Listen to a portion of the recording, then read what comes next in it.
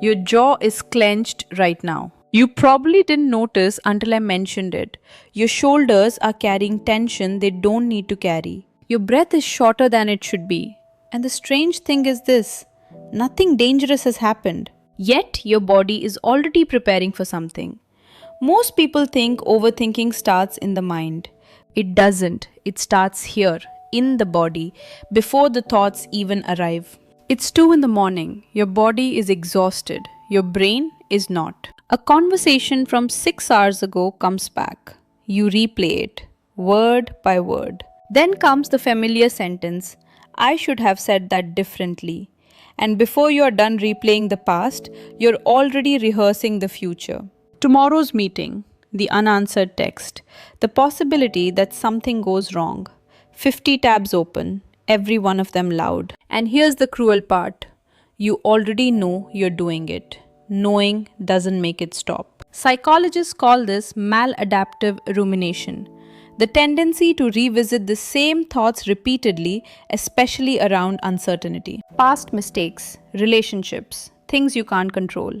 The planning centers of your brain stay switched on long after they should rest. And every time you mentally solve another imaginary problem, your brain rewards itself. Not for finding an answer, just for thinking. Which is why willpower alone rarely works. You're not undisciplined.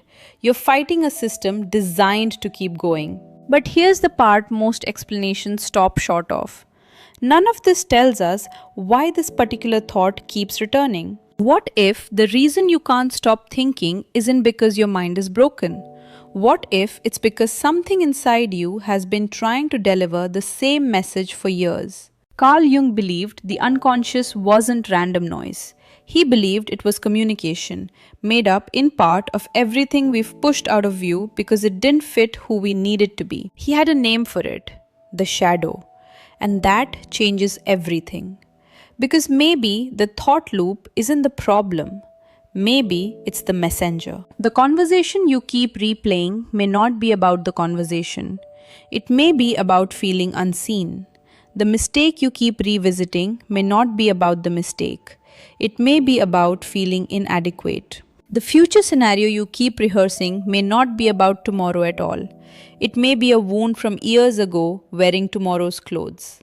The loop isn't the destination. The loop is the clue. Some people spend years trying to solve a conversation that lasted 3 minutes. That's what overthinking steals. Presence. You're in a conversation. Part of you is also analyzing the conversation. You're living a moment.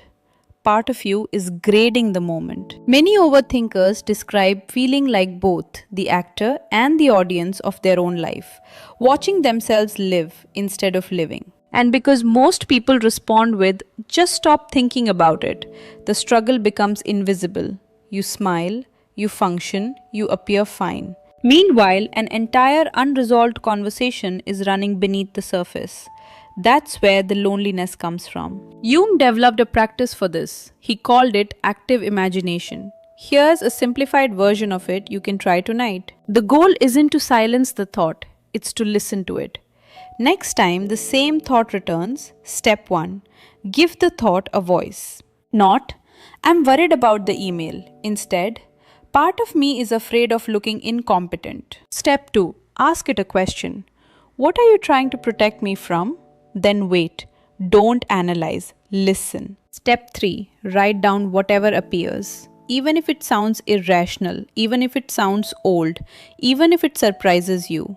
Because very often, the thought you've been fighting isn't trying to control you, it's trying to be heard. And once something feels heard, it no longer needs to shout. You're not broken, you're not weak, and you're not failing at life because your mind is loud. A mind that won't stop is often a mind that's waiting to be listened to. Next time the loop begins, don't ask, how do I stop this? Ask, what is this trying to show me? And if you try this tonight, tell me. The very first answer that came up, because that's usually where the conversation really begins.